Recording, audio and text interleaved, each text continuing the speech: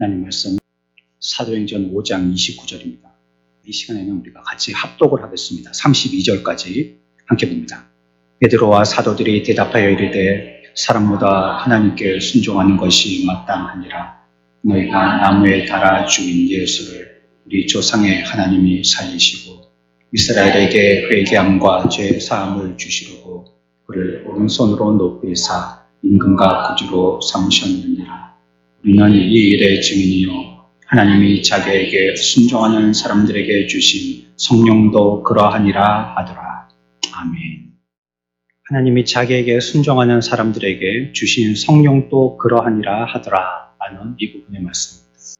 오늘 우리는 계속 보고 있는 이 본문의 마지막 부분을 생각할 것입니다. 앞의 말씀을 우리가 계속 이어서 생각해 본다면 이 말씀은 사도들도 증인이지만 성령도 증인이시다, 이런 말로 정리해 볼 수가 있겠습니다. 이 일이라는 것은 예수 그리스도이시고 그분의 교훈이라고 앞에서 우리가 생각해 보았습니다. 예수 그리스도의 증인이 바로 사도들이고 또 예수 그리스도에 대한 증인이 바로 성령이시다라는 걸 얘기합니다. 성령은 끊임없이 우리들에게 예수 그리스도 그가 우리의 메시아이시다, 예수가 그리스도이시다, 이거 사도들과 동일하게 우리에게 증거하여서 나타내신다는 것입니다. 교회의 기원이라든지요, 교회가 지속되어지는 존속이라든지요, 이런 것들을 설명해 주는 것은 이 일, 즉 예수 그리스도뿐인데 그것의 증인이 바로 사도들과 성령이시다라고 얘기하고 있는 것입니다. 오늘날 우리가 교회의 모임하고요, 세상의 인간적인 모임하고요, 한번 구분을 해본다면 교회는 어떤 특징이 있어서 교회라고 하는 걸까요? 비단 사람들이 모이기 때문에 교회라고 하지는 않을 것입니다. 물론 사회에서 쓰는 단어로는 교회라고 하면 사람들의 모임을 얘기하는 겁니다.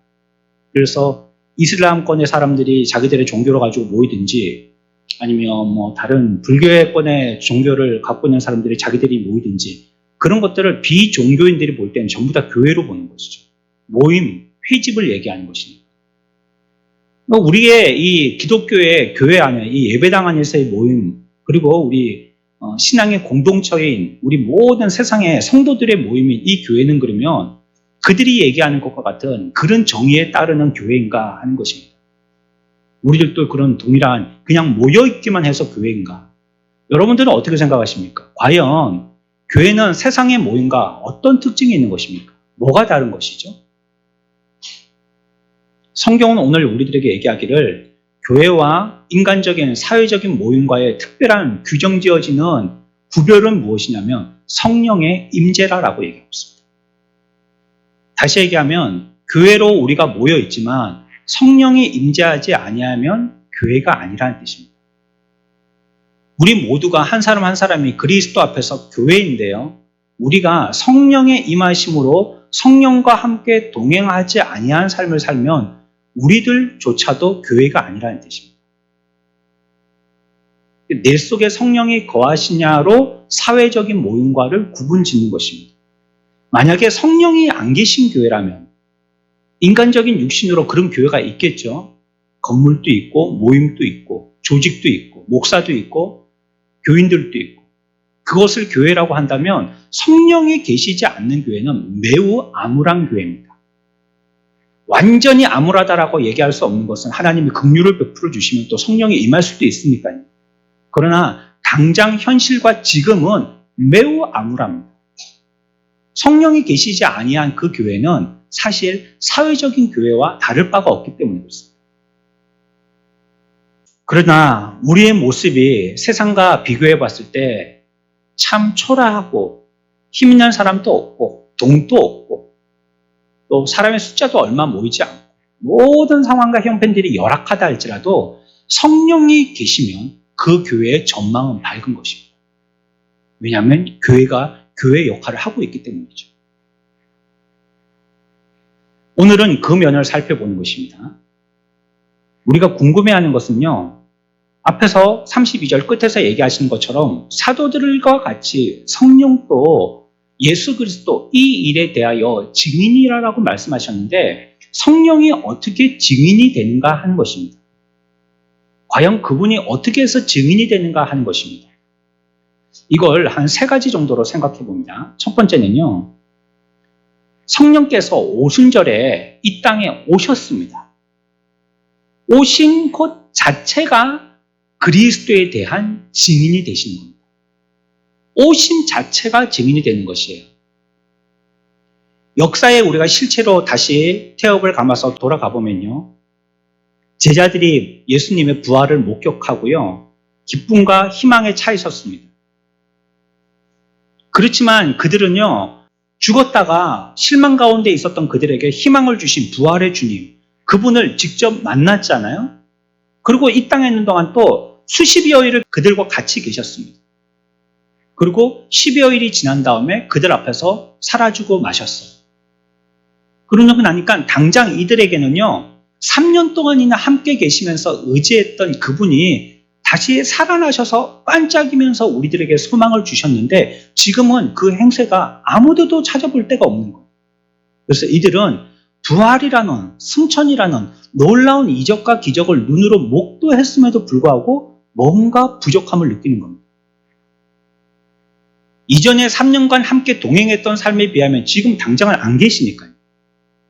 당장 계시면서 나에게 흰말을 탄 마치 장수와 같이 우리 앞에서 이전보다 더 큰 능력을 행해 주시면 정말로 우리는 뿌듯하고 정말로 의지가 되고 행복할 텐데, 지금은 안 계시다는 거예요. 그러나 주님이 승천하시면서 제자들에게 하신 말씀이 있습니다. 예루살렘을 떠나지 말고 기다리라고 말씀하셨어요. 그 이유는 내가 성령을 보내주시기 때문이라고 말씀하셨어요. 보이는 나, 예수는 이 땅에 잠시 있다가 사라져서 하늘나라 하나님 우편에 가 있지만, 나에게 또 다른 보혜사인 성령을 보내주실 테니까 기다리라고 한 것입니다. 그리고 그들은 주님의 명령을 따라서 기도하면서 다락방에 모여 있었습니다. 사도행전에서 우리에게 설명하고 있듯이 그때 강하고 급한 바람 소리 같은 것이 들렸습니다.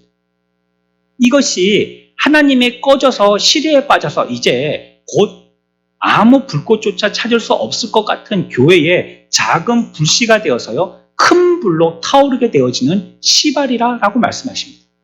이게 시작이라는 것입니다. 이제 교회가 성령의 함께 하심으로 통하여서 예수 그리스도라는 인간적인 형체로 보일 때만 함께 하시는 하나님이 아니시라 우리에게 영으로 함께 하셔서 어떤 민족에게까지, 유대와 사마리아와 땅끝까지 복음을 순종하고 받아들이고 영접하는 자들에게는 함께 하시는, 그들이 보았던 동일한 예수 그리스도로 우리와 함께 하신다라고 약속하신 것입니다. 그리고 그 약속은 성취되었습니다. 그 성령께서 이 땅에 오셔서 제자들과 함께 하신 것 같이 저와 여러분들과 오늘날 함께하고 계신 것입니다. 물론 구약 때에도요, 교회는 존재했습니다. 우리가 교회라고 얘기하면 신약의 교회 때만을 생각해서요, 이때부터 교회가 시작됐구나. 그 교회의 생성의 시작을 갖다가 신약 시대로 생각하기 쉽지만 사실은 그렇지 않고요. 구약 때에도 교회가 있었습니다. 그러나 어떤 의미에서는 지금 이때 오순절이라는 이 사건에 성령이 약속하신 대로 이 땅에 오셔서 제자들로부터 임하였던 이 시작으로부터 실제적인 교회의 시작이라고 얘기할 수는 있는 것입니다. 만약에 예수님께서 약속하신 대로 성령이 이 땅에 오시지 않았더라면 교회는요, 아무 일도 안 생겼을 것입니다.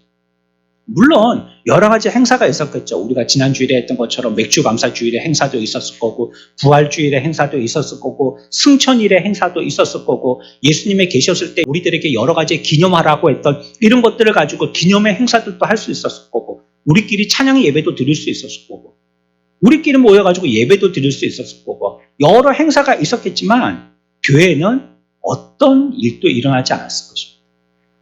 그냥 교회가 예수 그리스도로 말미암아 성령을 주신 그 성령이 없는 오늘날에 암흑과 같은 교회가 있다면 그런 교회의 모습으로 계속 지속되었을 것이라.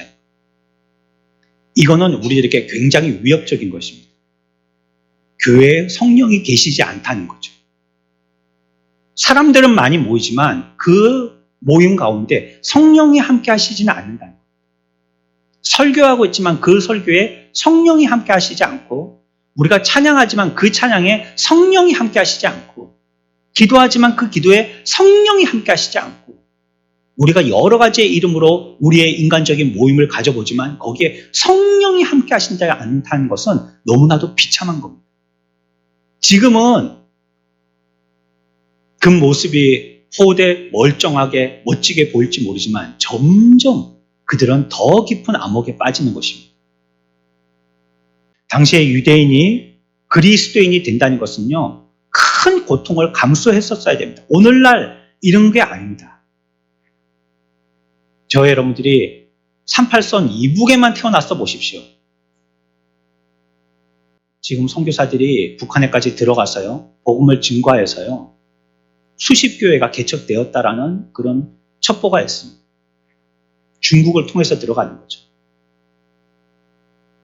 그래도 복음에 들어간 이제 물꼬가 조금씩 트이기 시작했지만 그들에게는 아직도 복음을 듣지 못한 많은, 그 정권에 의해서 복음을 듣지 못한 많은 사람들이 있고, 또 만약에 그와 같이 성경을 소지한다든지 예배를 드린다든지 하면 교화소로 잡혀가서요, 쥐두새도 모르게 그의 일생이 어떻게 됐는지 흔적을 찾아보기 어려운 그런 위기를 맞을 수도 있는 것이지만, 오늘날 우리가 그렇습니까? 코로나 위기라고 했지만 전혀 예수 못 믿긴 하지 않았거든요, 사실.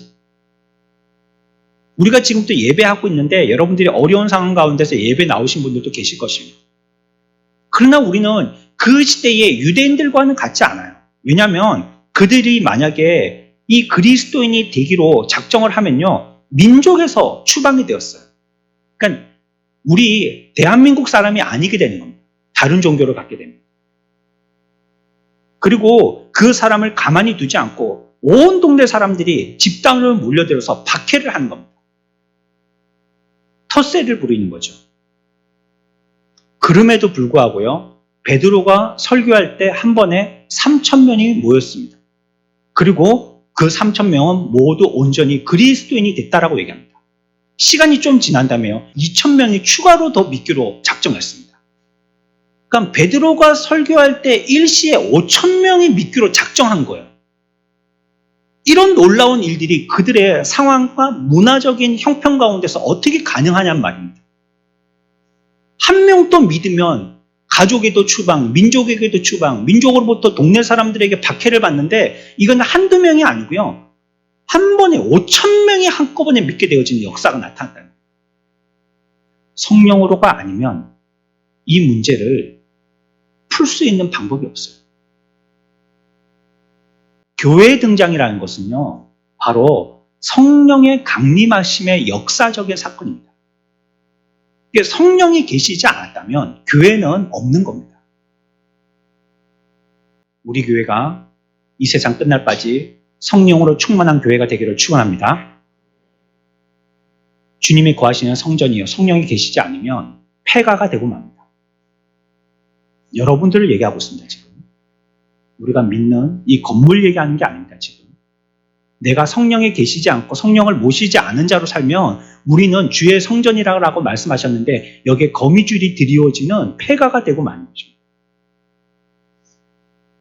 우리는 여기서부터 출발해야 됩니다. 내가 교회가 됐다 하면 하나님 앞에 무슨 복을 받을 거나 내가 하나님 앞에 기도해서 하나님으로부터 어떤 은혜를 입을 거를 생각하기 전에 내가 성령이 함께한 교회가 되었냐부터 시작해야 하는 겁니다. 나는 정말 교회인가? 그렇다면 내 속에 성령이 계신가? 우리의 모임은 정말 교회인가? 그러면 우리 모임 가운데 성령이 계신가? 오순절 이후에 사도들의 말을 들었던 사람들은 이렇게 사도들의 말을 듣고 고백했어요. 그게 2장의 11절에 나오는 말씀입니다. 2장 11절 함께 봅시다. 그레데인과 아라비아인들이라 우리가 다 우리의 각 언어로 하나님의 큰 일을 말함을 듣는도다 하고. 아멘. 여러 지역에 있는 사람들이 사도들이 얘기했던 사도들의 복음을 듣고 나서요, 그들이 뭐라고 했냐면 하나님의 큰 일을 말함을 듣는도다 이렇게 얘기했어요. 이 일은 지금 사도들이 얘기했지만 사도들 자기들 얘기를 듣는 게 아니라는 거예요. 지금 제가 목사가 나와서 설교하지만 목사 얘기를 듣는 게 아니라는 겁니다. 뭘 들어요? 네, 하나님의 큰 일을 들었다는 거예요. 어떻게 이렇게 고백하죠? 야, 어떤 베드로가 이렇게 설교하더라, 이렇게 얘기를 해야지 이게 자연스러운 건데요. 그들은 이구동성으로 그렇게 얘기하지 않고 하나님의 큰 일을 보았도다 이렇게 얘기하더라고요. 이 말은 성경이, 하나님의 말씀이 인간의 포부나 인간에 대한 사상을 기록한 책이 아니라는 걸 얘기하는 겁니다. 하나님의 말씀이라는 것은 인간적인 말을 하는 게 아니라는 것이에요. 반대로 뭘 얘기하고 있습니까? 하나님의 큰 일, 하나님의 행동, 하나님의 행하심을 얘기하고 있는 거예요. 복음은 그런 겁니다. 우리가 소개하는 것은 교회를 자랑하는 게 아니고요. 목사를 자랑하는 게 아니고요. 하나님의 큰 일을 얘기하는 겁니다. 그게 복음입니다. 하나님이 어떻게 행하셨다라고, 어떻게 행하고 계시다라고 그걸 얘기하는 것입니다. 그래서요, 창세기 1장 1절을 시작할 때 뭐라고 얘기하죠? 뭐라고 얘기합니까? 어떻게 얘기해요? 하나님이 창조하시니라. 이렇게 말씀하시죠. 처음을 시작할 때요, 사람이 뭘 했다 이렇게 얘기하지 않아요. 사람이 얼마나 거룩하고 경건하고 하나님 앞에서 이 복된 삶을 살았다, 그래서 하나님으로부터 큰 복을 받았다 이렇게 얘기하지 않습니다. 여러분들이 이 말씀이 좀 매정하게 들립니까? 왜 하나님이 우리에 대해서 관심을 안 가지고 계속 하나님께만 관심을 가지라 했지? 우리들은 이미 죽은 자들입니다. 죽은 자는 전혀 반응할 수 없는 자들이에요. 더더군다나 자기에 대해서는요, 아무 반응도 못하는 자입니다. 축 처져서 온 힘이 빠졌는데 내 몸에 칼이 대진지, 아니면 뭐 주사바늘이 되어지든지, 아니면 뭐 뜨거운 불로 나를 지지든지, 아니면 뭐 전기 충격기로 나를 갖다가 들썩이게 하든지 난 전혀 느끼지 못하는 거예요. 당연한 겁니다, 우리는. 우리가 이 땅에 있는 목적이 주님과 같이 하나님께 영광 돌리는 것이 목적이에요. 이걸 내가 아쉬워하거나 서러워해서는 안 돼요. 우리의 자랑과 우리의 목적은요, 내게 있는 것이 아니고 하나님에게 있는 것입니다. 이거는 사역자뿐만이 아니라 모든 성도들이 다 동일합니다. 하나님 앞에서 거룩한 주의 백성이 된 자들은 우리의 목적이 오직 하나님께만 있는 것입니다. 그래, 하나님이 뭘 하셨냐? 그렇다면 거기에 관심이 있는 게 당연하죠. 성경은 우리들에게 그걸 말씀하고 있습니다. 하나님이 천지를 창조하셨다고요. 그래서 거기서 어떤 것들을 우리들에게 공급하여 주셨냐가 아니고 하나님이 천지를 창조하셨다고요. 이게 우리들에게 하나님의 큰 일이라고 말씀하고 그렇게 성경은 시작하고 있는 것입니다. 구약은 하나님이 한 나라를 창조하시는 행동을 하고 계신다라고 말씀하고 있고요. 선지자들을 통해서 이스라엘을 어떻게 대하시는가, 선지자들을 통해서 하나님의 백성들을 어떻게 대하시는가 하시는 하나님의 행동을 얘기하고 있어요. 많은 사람들의 얘기고 많은 사건들이 얘기되지만 거기에 집중되어지는 한 포인트는요, 하나님이에요. 하나님이 어떻게 계시냐, 어떻게 하고 계시느냐, 어떤 행동들을 하고 계시냐, 이것이 성경이 얘기하는 겁니다. 근데 우리들은 성경을 읽을 때요, 그래서 내게 어떻다는데 이렇게만 관심을 가지는 거예요. 우리 한국교회의 설교의 특징이 그런 겁니다. 적용에 굉장히 강합니다.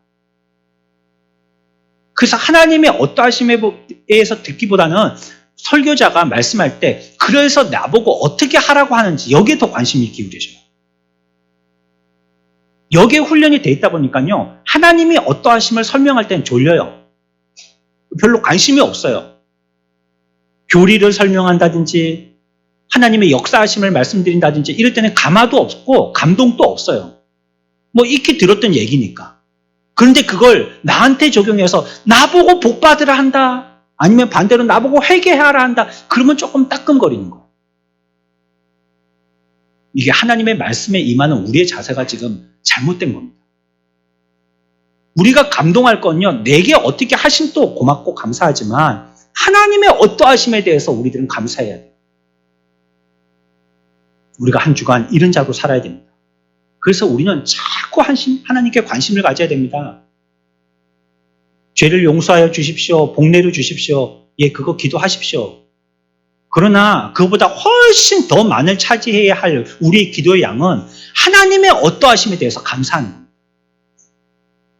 갈라디아서 4장 4절입니다. 함께 봅시다. 때가 참에 하나님이 그 아들을 보내사 여자에게서 나게 하시고 율법 아래에게 나게 하신 것은 아멘. 하나님이 그 아들을 우리들에게 주셨다는 겁니다. 뭐죠? 하나님의 행동. 같이 해봅시다. 하나님의 행동. 하나님의 행동. 하나님이 어떻게 행하셨다는 걸 얘기하는 거예요. 하나님이 인간들을 구원시키시고자 하나님이 어떻게 행동하셨다는 거예요. 그리고 부활하고 승천하게 하셨죠. 이것도 전부 다 뭐 하는 겁니까? 하나님이 그리스도를 통하여서 우리들에게 보여주신 겁니다. 하나님은 어떤 행동을 하셨는가? 죽이시고, 살리시고, 승천하시고, 다 하나님의 이론이 아니고 다 행동입니다. 하나님의 행하심입니다. 또 하나 놀라운 것은요, 오늘 본문이 우리들에게 얘기하고 있는 것처럼 하나님이 우리들에게 누굴 보내주셨어요? 성령을 보내주신 것입니다. 성령이 최고의 영광과 기이한 능력으로 사도들 위해 임하게 된 것입니다. 성령의 오심 자체는요, 성령의 오심이 이것이 그리스도에 대한 이 일에 대한 분명한 증거가 된다는 것이에요. 그분이 오셨기 때문에, 그분이 이것을 전부 다 말해주고 있기 때문에, 그분이 제일 확실하고 제일 분명한 증인이 되신다는 것입니다. 오심 자체가. 두 번째는요, 성령이 예언의 성취로 말미암아 그분이 증인이 되셨어요. 성령이 오실 거라는 건요, 당시에 있었던 갑작스러운 사건이 아닙니다. 베드로가 사내들인 앞에서 진술할 때 뭐라고 했죠? 우리 조상의 하나님이라고 얘기했죠. 우리 조상의 하나님이. 갑자기 새로운 사상을 받아들였다는 그런 말이 아니에요. 이전부터 있던 것들을 내가 지금 얘기한다는 겁니다. 그 의미가 우리 조상의 하나님이라는 말입니다. 이 일은 이미 예언되어졌는데 그 예언되어진 것이 성취되었고 하나님이 그 모든 일들을 행하신 장본인이시고 여기에 그와 같은 예언과 성취라는 그 부분이 계속적으로 연속되고 있다. 그 말을 하고 있는 겁니다. 그것이 우리 조상의 하나님이란 뜻이에요. 예전에 하나님이 말씀하셨는데 지금은 이제 그게 옛날 얘기가 되고 말았어요. 이제는 그게 지금까지 전해지지 않는 거예요. 라든지 아니면 지금 당장 언뜻 생각난 우리들끼리 사상으로 만든 무엇인가의 조합이 만약에 이것이다. 그렇다면 우리는 역사성은 없는 거죠. 그런데 하나님의 말씀이 또 우리에 대한 구원은 그렇지 않다는 겁니다. 이것은 익히 예언되어졌고 그 예언되어진 것이 오늘에 이르러서 성취되었다라고 얘기하고 있는 것입니다. 이것보다 놀라운 것은 없습니다. 오늘날 사람들이 뭐 대통령이 누가 뭐 당선됐다 아니면 뭐 월드컵에서 누가 이겼다 그러면 무슨 문어가 그걸 갖다가 막 확인한다 하고 또 무슨 옛날 몇백 년 전에 어떤 책에서 어떤 사람이 그걸 다 예고했다 하고 막 이러는데 그런 걸 보고도 깜짝깜짝 놀라잖아요. 그렇게 정확하게 맞췄다고? 우리가 점쟁이들 앞에 가가지고 복채를 주면서 그 사람들에게 얘기해달라는 게 뭡니까? 과거가 아니고 미래거든요. 내 미래가 어떻게 할 걸. 근데 그 사람이 얘기하면 여름에는 물 조심해라. 겨울에는 불 조심해라. 뭐 이런 거 얘기, 아이고 딱 보니까 뭐 나이가 지긋이 들었으니까 자녀들이 속색이고 아니면 아니라 하면 자녀가 없다면 남편이 그러면 속색이지. 이렇게 얘기하거든요. 이건 뭐 얘기 못할 사람이 어디 있습니까? 이게 뭡니까? 미래에 대해서 알고 싶은 거거든요. 사람들이 그걸 갖다가 아주 용한 점쟁이다라고 얘기하는 건 뭡니까? 미래를 잘 맞춘다는 겁니다. 사람들이 놀라는 건요, 미래에 대한 성취된 게 놀라운 거예요. 뭘? 과거에 얘기했는데. 이 점쟁이가 오늘 얘기했는데, 그걸 미래에 딱 맞춰졌다는 거예요. 아이고, 그 점쟁이가 그리 얘기하더만, 여름에 물놀이 안 갔더니, 한 번도 내가 물에 빠져 죽은 적이 없다. 용한 점쟁이라고. 그거 과거에 점쟁이가 얘기한 거요. 미래에 성취됐다는 겁니다. 인간들이 놀라는 건 그런 부분이에요. 예언이 성취됐다는 것이죠. 우리가 오늘날 또 놀라야 하는 것은 그것입니다. 800년 전에 벌써 이들을 통하여서 얘기하셨던 말씀이 이들 시대에, 사도들 시대에 이루어진 것입니다. 성취된 것이에요. 이것이 그분이 참 우리들에게 증거자가 되어주신다는 것을 얘기하는 것입니다. 베드로후서 1장 16절의 말씀입니다. 우리 함께 읽겠습니다. 우리 주 예수 그리스도의 능력과 강림하심을 너희에게 알게 한 것이 교묘히 만든 이야기를 따른 것이 아니요 우리는 그의 크신 위엄을 친히 본 자라. 아멘. 베드로는요, 자기 자신을 뭐라고 얘기했냐면 내가 증인이다 이렇게 얘기했거든요. 이걸 내가 친히 봤다 얘기했잖아요. 근데 정말로 봤어. 그러면 그 사람을 뭐라고 부릅니까? 봤으니까 증인이죠, 증인. 직접 봤으니까. 증인이지 않습니까? 그러나 베드로는요, 자기가 보았지만 자기가 말한 거하고 또 자기의 생각만을 의존해서 사람들이 알기를 원하지 않았어요. 나라는 게 뭐 볼품이 있습니까? 내가 뭐 어디서 내가 신뢰를 받아야지 내 말을 사람들이 믿어주죠. 맨날 거짓말만 하고 다니는 늑대 소년 같다면 또 얘기할 때 그 사람을 믿어주겠어요? 신뢰가 깨진 거잖아요. 그러니까 내가 말하는 걸로 너희들이 믿기를 원치 않는다. 베드로는 그렇게 얘기하는 거예요. 그래서 자기의 말에 대한 증거만을 의존하지 말기를 바라면서 덧붙이고 있어요. 그 말씀이 19절입니다. 계속 있습니다. 또 우리에게는 더 확실한 예언이 있어 어두운 데를 비추는 등불과 같으니 날이 새어 샛별이 너희 마음에 떠오르기까지 너희가 이것을 주의하는 것이 옳으니라. 아멘. 내가 보았지만 앞에서 16절에 나는 뭐라고 그랬어요? 친히 본 자다. 내가 친히 봤으니까 내가 증인이라는 뜻이잖아요. 근데 내 말 너무 믿지 마. 나는 더 확실한 걸 얘기할 수 있는데 얘기할 수 있는데 그게 뭐냐면 더 확실한 뭐가 있다고요? 예언이 있다는 거예요. 더 확실한 예언이 있다는 거예요. 지금 일어난 사건들이 구약에서 예언했던 확실한 사건들, 분명한 사건들, 그 사건들이 오늘날 우리에게 이루어지는 확실한 예언의 성취가 되었다라고 얘기하고 있습니다. 더 확실한 것이 있다는 것입니다. 그러면서 21절에 이렇게 얘기합니다. 같이 읽습니다. 예언은 언제든지 사람의 뜻으로 낸 것이 아니요 오직 성령의 감동하심을 받은 사람들이 하나님께 받아 말한 것임이라. 아멘. 그래서 뭐라고 얘기하시냐면요. 그러면 그 확실한 것이 과연 뭔데? 그래 과거에 얘기해 주셔가지고 지금 성취된 것이 무엇인데? 라고 얘기했더니 그 예언은 너처럼 사람에게서 나온 것이 아니고 어디에서 나왔어요? 그러면서 끝에 말하기를 오직 성령의 감동으로 라고 얘기하고 있습니다. 성령의 감동. 확실한 예언에 궁극에 가서는 뭐가 나오냐면 성령이 나온다는 거예요. 성령의 감동하심을 받아 사람들이 하나님께 받아 말한 것이니라는 거예요.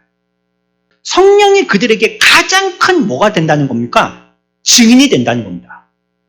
나의 말도 친히 봤으니까 증인이 되고 그러나 내 말보다 더 확실한 증거가 있는데 구약시대 때 얘기했던 그 말씀이 오늘날 우리들에게 이루어지는 이 하나님이 말씀하시려고 하시는 성령의 감동, 이게 제일 분명한 증거라는 것입니다.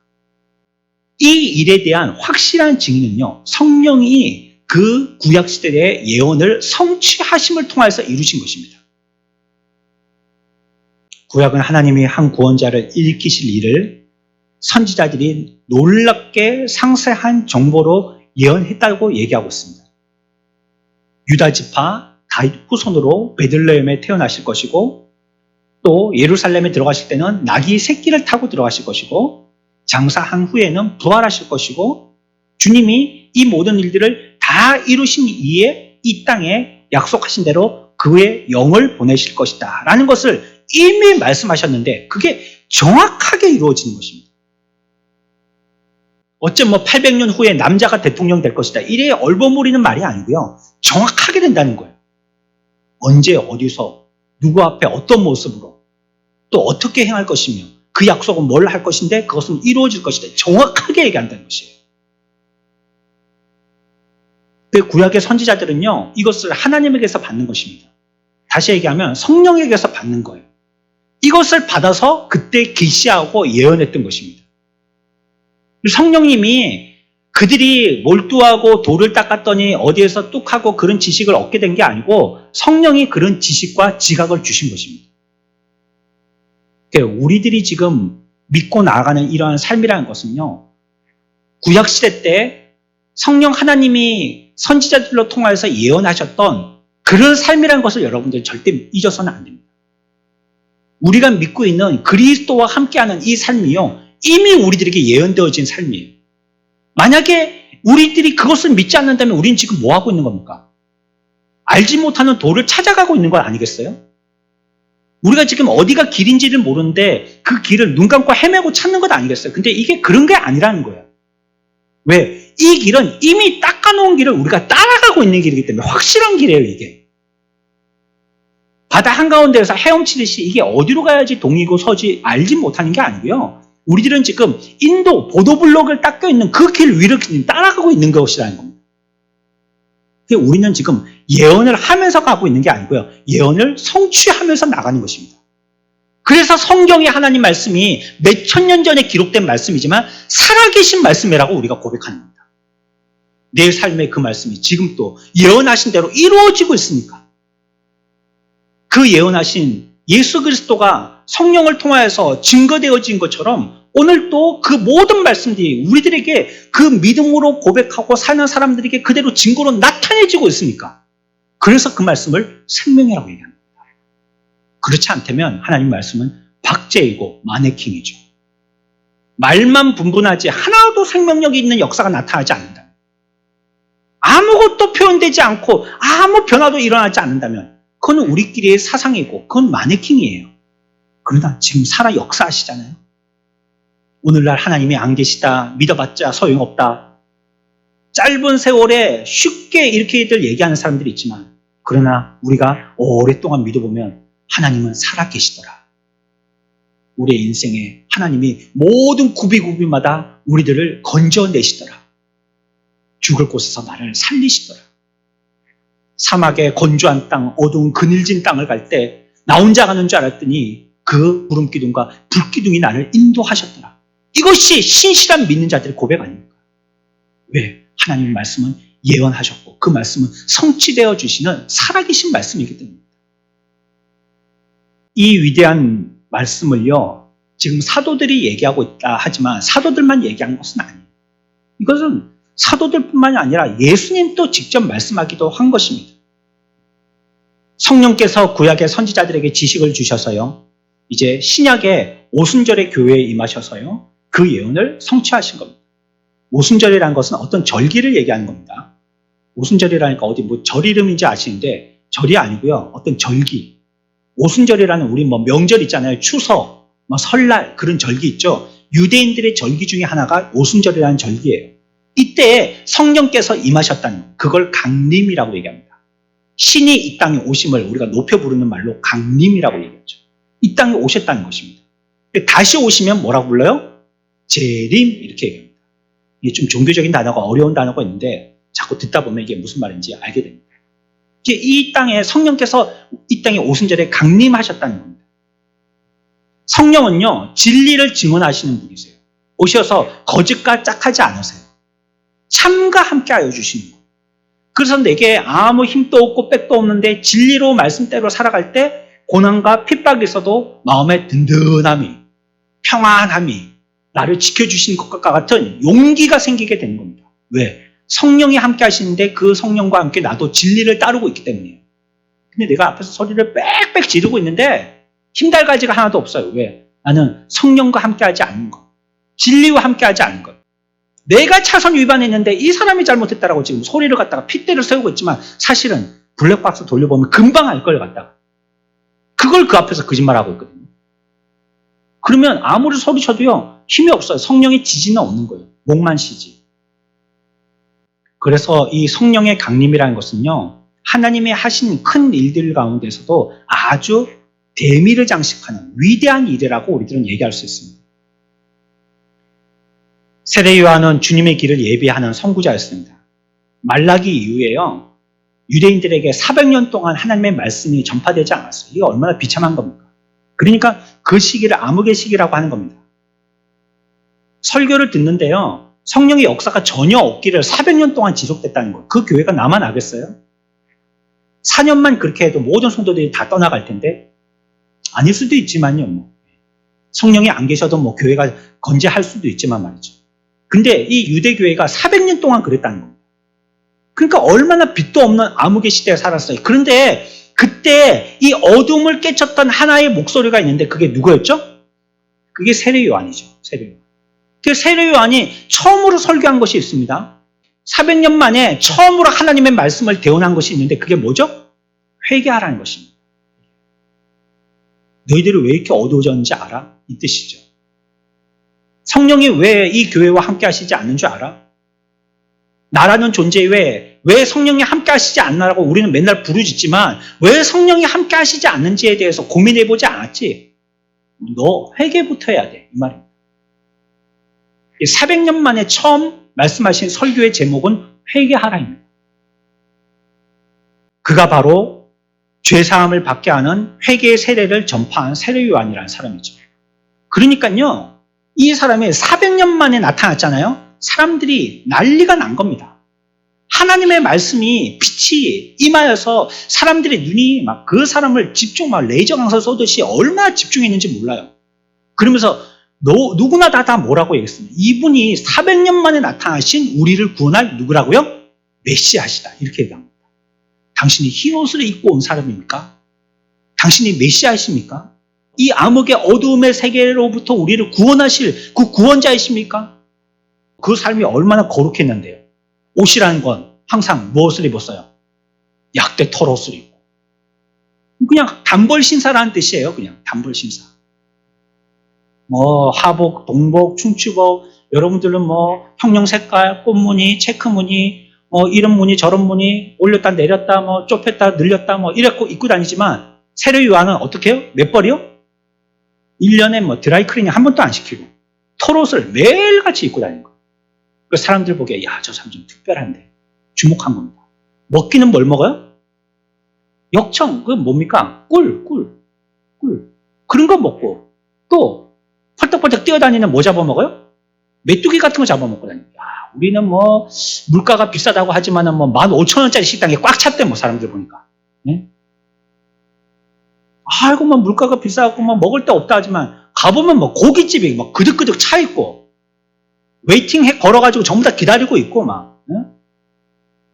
무슨 갈비 그러면 19,000원 내면 무진장 냉면 공짜 배 터지게 먹도록 배 터지는 건 내가 책임 안 진다. 무조건 먹어라 이렇게. 경기가 어려워도 배 터지게 먹을 만큼은 있는 거예요, 우리. 근데 세례 요한은 안 그랬어요. 뭐 먹었어요? 메뚜기하고 꿀 먹고 있었어요. 그것도 꿀도 좋은 여러분들이 파는 그런 이렇게 병에 담긴 그런 꿀이 아니고 겨우 어디 생기면 그 산 위에 고목 같은 데 가가지고 조금 찍어 먹고 온통 벌에 쏘이고 또 찍어 먹고 그렇게 영명하세요. 그러니까 그 시대 사람들이 온통 세례 요한을 집중한 것입니다. 이가 메시아라. 그리고 여자도 가까이 안 하고 가족도 이루지 않고 금욕적인 삶을 살았던 것입니다. 그리고 그가 얘기한 말을 생전에 400년 동안 산 사람이 어디 있었어요? 그 이후에. 이런 말을 난생 처음 들어본 겁니다. 이럴 때 우리 같으면 어떨까요? 목사가 설교하는데 사람들이 전부 다 성도들이 그러는 거예요. 400년 만에 저런 목사님이 나타났다고. 그 옷을 보면 한 벌만 입고 다니시고 거룩한 건강식품만 먹고 다니시고 가족도 없이 저렇게 금욕적인 정결한 삶을 산다고. 그러면 이게 소문이 나면 어떻게 될까요? 그 사람들이 몰려들겠죠. 그러면 나는 사람들을 더 모으기 위해서 더 그렇게 하겠죠. 세례 요한은 그렇게 가벼운 사람이 아니었다니까. 세례 요한은 아주 단칼에 말합니다. 뭐라고 얘기하죠? 그게 누가복음 3장 16절 말씀입니다. 자기가 자기에 대해서 얘기하는 겁니다. 너희들이 나를 메시아라고 400년 만에 나타난 메시아라고 얘기하는데 나의 실체는 이런 거야 라고 얘기하는 게 누가복음 3장 16, 17절 말씀입니다. 함께 봅시다. 요한이 모든 사람에게 대답하여 이르되 나는 물로 너희에게 세례를 베풀거니와 나보다 능력이 많으신 이가 오시나니 나는 그의 신발끈을 풀기도 감당하지 못하겠노라. 그는 성령과 불로 너희에게 세례를 베푸실 것이요 손에 키를 들고 자기의 타작마당을 정하게 하사 알곡은 모아 곳간에 들이고 죽정이는 꺼지지 않는 불에 태우시리라. 아멘. 나는 뭐하기도 못하는 사람이라고요? 난 신발 딴 것도 못돼 이 뜻입니다. 요즘은 목사에게 큰 교회는 비서실이 있어서 비서가 그런 모든 업무 처리를 해주는데요. 그래도 신발 정도는 안 하잖아요. 물론 식당 가면 신발이 이렇게 바로 나와주고 이런 거는 누구나도 할 수 있는 것이지만 이런 신발 딴 거는 그 정도를 얘기하는 게 아니거든요. 나는 예수 그리스도의 신발 들고 다니기도 모자른 자다 이렇게. 이게 뭔 말입니까? 나는 뭐가 아니라는 거예요. 난 메시아 아니야. 너희들이 그렇게 나를 주목하지만 내 욕심으로는 사람들 더 끌어모아가지고 맘모스 교회 만들고 싶지만 나의 실체는 그렇지 않아. 나는 예수님의 신발도 못 들고 다니는 자야. 이렇게 얘기한 겁니다. 요한은 그리스도는요, 성령으로 세례를 주실 거라고 얘기했어요. 그리고 성령이 오시면 성령 세례가 임한다라고 말씀하셨어요. 그러니까 정말 예수께서 성령 세례를 주시는 걸 보고 이분이 바로 그리스도인이다, 그리스도라라고 증거하는 겁니다. 내가 아니고. 나는 그저 뭘 갖고 세례를 줘요? 나는 물 갖고만 세례를 줄 뿐이야. 그러나 참 메시아, 너희들이 기다리는 그 메시아 구원자가 오실 때는 뭘로 세례를 줘요? 성령으로 세례를 준다는 거예요. 근데 예수님이 세례 요한에게 세례를 받을 때 뭐가 임했어요? 성령이 임했단 말이에요. 그러니까 이분이 누구라는 거예요? 그리스도 메시아라는 뜻이에요. 내가 아니고. 나는 그냥 그 형태만 나타내고 앞길을 사람들에게 얘기했던 사람이고 진짜 메시아는 이분이야. 누구요? 예수 그리스도시다라고 얘기하고 있습니다. 근데 그때의 증거가 무엇이었죠? 이분이 메시아 그리스도라는 증거가 뭐요? 뭐로 세례를 받으면요? 성령의 세례를 받고 성령의 세례를 주는 자라는 것입니다. 그러니까 그 성령이 곧 그리스도의 증인의 삶이 됐다는 거예요. 이분이 메시아라는 것을 증거해 주는 게 바로 뭐라는 거예요? 성령이라는 거예요. 성령. 그 성령이 안 오시면 그리스도는 가짜요. 세례 요한도 가짜죠. 그러나 그 예언했던 그분이 오심으로, 성령의 오심으로 말미암아 이분이 메시아이심을 확증해 주신 겁니다. 그 예언이 성취되었기 때문입니다. 저와 여러분들도 어떻게 살아야 됩니까? 미래에 대해서 두려워하지 마시고요. 과거에 우리들에게 뭘 예언하셨는지 여기에 귀 기울이세요. 하나님이 뭘 말씀하셨는지 말이죠. 그리고 우리는 그걸 잘 기억해서 하나하나 이루어가는 삶을 사는 겁니다. 내가 개척해 나가는 삶이 아니고. 우리가 지금 공경에 빠져 있습니까? 성경은 수고하고 무거운 짐진 자들아 다 내게로 오라라고 얘기하고 있습니다. 혹시 여러분들이 우리의 육신의 힘이 모두 다 고갈되어 있습니까? 좌절하고 삶의 갈증을 느끼고 있습니까? 그래서 성경은 우리들에게 얘기하시잖아요. 요한복음 7장 37절 말씀입니다.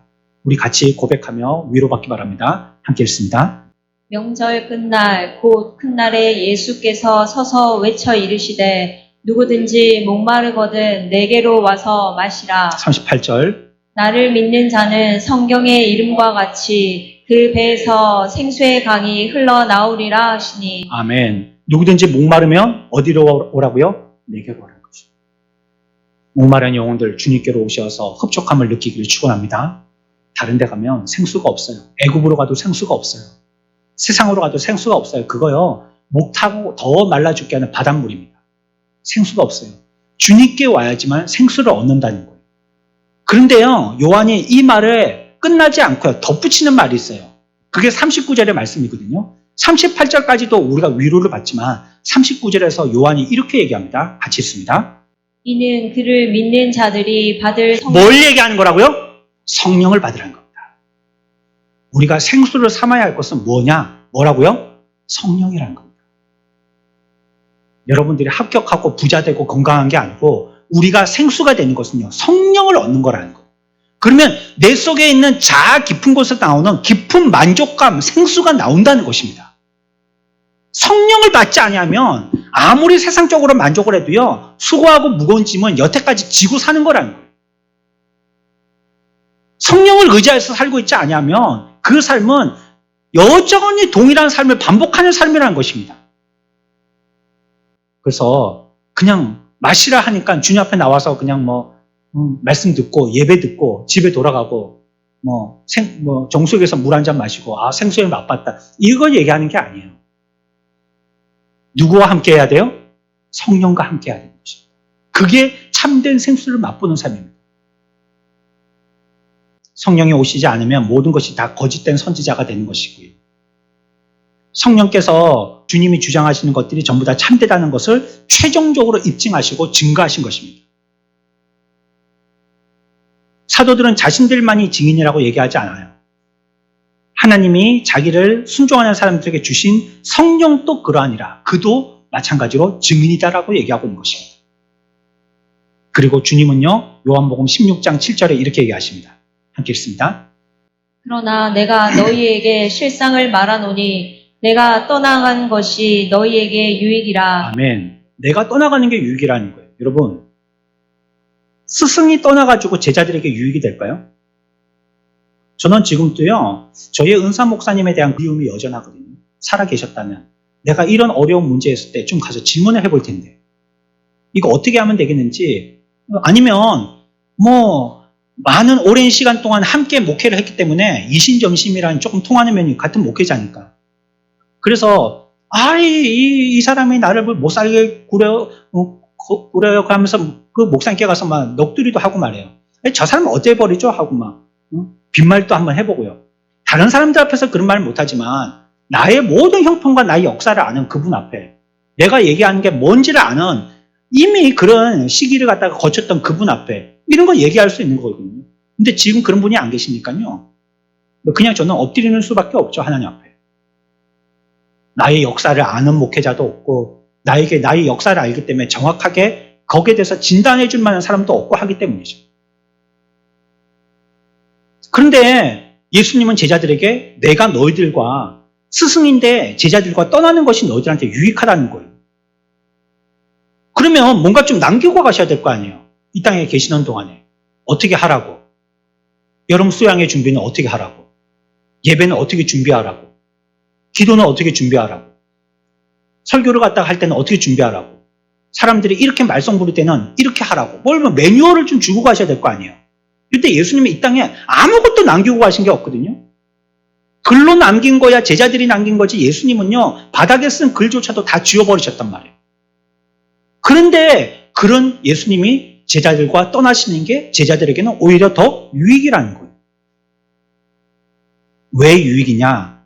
7절 8절에서 얘기합니다. 요한복음 16장 7절 8절 계속 있습니다. 시작. 내가 떠나가지 아니하면 보혜사가 너희에게로 오시지 아니할 것이요 가면 내가 그를 너희에게로 보내리니 그가 와서 죄에 대하여 의에 대하여 심판에 대하여 세상을 책망하시리라. 아멘. 여기서 보면 보혜사, 우리를 도와주시는 분, 변호사 이런 뜻이거든요. 그분을 보내주시겠다 했어요. 그를 너희에게, 7절 끝에 너희에게 보내리니, 그 누구 얘기합니까? 성령 얘기하는 것입니다. 8절 시작에 그가 와서 누구 얘기하는 겁니까? 성령을 얘기합니다. 정체를 밝히죠. 8절 끝에 가서 그가 누구시라고요? 성령이라고 얘기하시는 거예요. 그가 성령인데 그가 오시기 때문에 오히려 예수 그리스도께서 제자들과 함께 하지 않는 것이 뭐라고요? 유익이라는 겁니다. 내가 있으면 내가 있을 동안만 유익을 보지만 내가 없으니까 성령이 오셔서 너희들과 영원히 유익된다라고 얘기하는 겁니다. 성령이 우리와 함께 하시기 때문에 우리에겐 영원한 유익이 됨을 믿으시기 바랍니다. 그분이 우리와 함께 하신다는 것입니다. 이것이 사도행전 5장 32절에 담긴 뜻입니다. 한 가지가 더가 있는데요. 한 가지 더는 여러분들 주보로 참고하시기 바랍니다. 한 가지 더는 그냥 타이틀만 얘기하면 사도들을 변화시키셨기 때문에 성령의 증인이 되신다는 거예요. 자, 첫 번째 뭐예요? 왜 성령이 사도들이 얘기한 것과 같이 이 일, 예수 그리스도에 대하여 증인이 되시는 거죠? 그분이 오셨기 때문에, 성령이 오셨기 때문에 증인이 있어야 될 거 아니에요. 없으면 그게 무슨 증인이에요? 오셨으니까 증인이에요. 또 두 번째는요, 예언이 말씀하신 대로 그대로 그분을 통해서 성취되었단 말이에요. 그렇기 때문에 그분이 증인이 되는 거예요. 얘기했지만 말이죠, 한 개도 안 됐어요. 그러면 그거 위증이잖아요. 거짓말이잖아요. 그러나 말씀하셨는데, 구약시대 때 성령이 말씀하셨는데 신약 때 성령이 함께 하실 때 그대로 이루어졌단 말이에요. 성취된 것 보니까. 세 번째는 뭐예요? 사도들이 어떻게 됐어요? 변화된 거 보니까 참 살아계신 증인이시다는 걸 얘기하는 것입니다. 저 여러분, 우리는 이 시대에 살고 있잖아요. 믿음의 삶을 살고 있잖아요. 같이 동력자잖아요. 이 시대를 살고 있는 우리들에게 가장 큰 위로가 뭡니까? 가장 큰 힘이 뭐예요? 그 사람들이 지쳐있을 때 내가 뭘 얘기해줘야지 가장 그 사람에게 큰 힘이 될까요? 성령이 함께 하십니다. 당신과 성령이 함께 하신다는 말입니다. 비록 우리의 처지와 형편이 이래도 성령이 우리와 함께 하신다는 겁니다. 이미 우리들에게 예언하셨던 것, 성령이 우리의 삶을 통해서 성취하신다는 겁니다. 이 말씀에 우리가 위로받고 평안을 삼고 혹 우리가 이 말씀에 떨린다면 회개하여서 즉시로 주께로 돌아오는 복된 저와 여러분들의 삶이 다 되시기를 축원합니다.